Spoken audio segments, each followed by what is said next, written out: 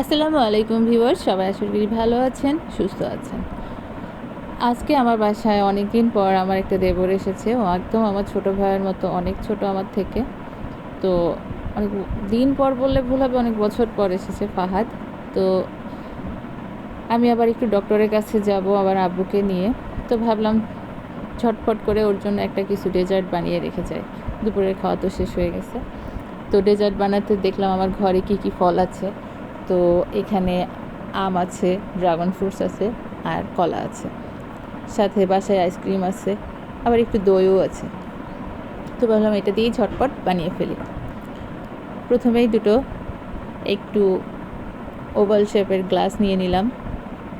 এই দেখেন, প্রথমেই দিচ্ছি ড্রাগন ফ্রুটস।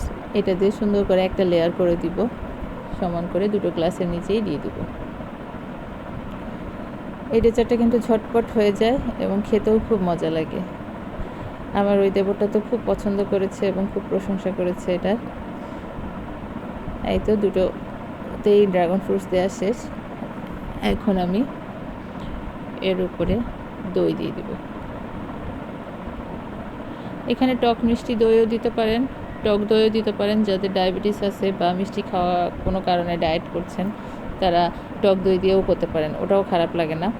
আমি এখানে টক মিষ্টি দই দিয়েছি। আবার মিষ্টি দই দিয়ে করলে তো অবশ্যই ভালো লাগবে।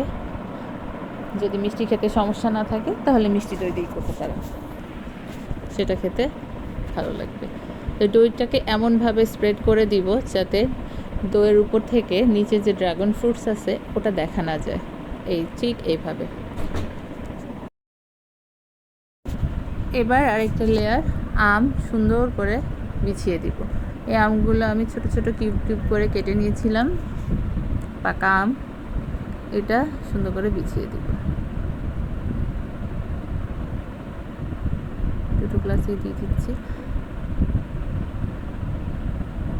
এটা কিন্তু খুব হেলদি একটা খাবার, আর এত সুন্দর কালারফুল হয় দেখতে যে বাচ্চারা খুব পছন্দ করে। তো এই খাবারটার নাম হচ্ছে কিউটি ফ্রুটি।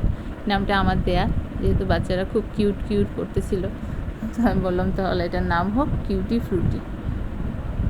ফল থাকে, দেখতেও সুন্দর।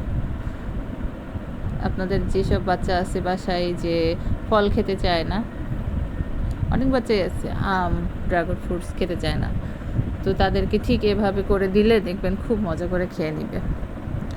এবার আমের উপরে আমি এখানে দিয়েছি বাটারস্কচ আইসক্রিম। তো বাটারস্কচটা খুব ভালো যায়, ভ্যানিলাটাও যায়। আপনারা চকলেট আইসক্রিম বাদে যে কোনো আইসক্রিম দিতে পারেন, কারণ চকলেটটা খুবই বাজে লাগে এই ফ্রুটসের সাথে। সো চকলেট আইসক্রিম বাদে স্ট্রবেরি, বাটারস্কচ, ভ্যানিলা ফ্লেভার দিতে পারেন।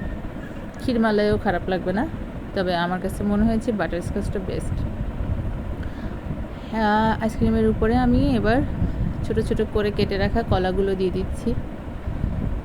আমি আমার মতো করে একটার পর একটা লেয়ার দিয়েছি কালার ম্যাচিং করার জন্য। আপনারা চাইলে আপনাদের মতো করে একটার উপর একটা লেয়ার দিতে পারেন, সেটা আপনাদের পছন্দ অনুযায়ী, কোনো সমস্যা হবে না।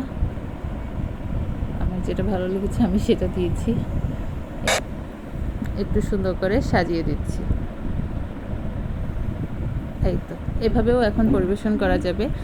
তবে একটা যেহেতু আমার বাচ্চাও খাবে, তো আমি করলাম কি, ওদের বেবি কর্নফ্লেক্স আছে কালারফুল দেখতে, ওটাও কয়েকটা উপর দিয়ে ছিটিয়ে দিলাম।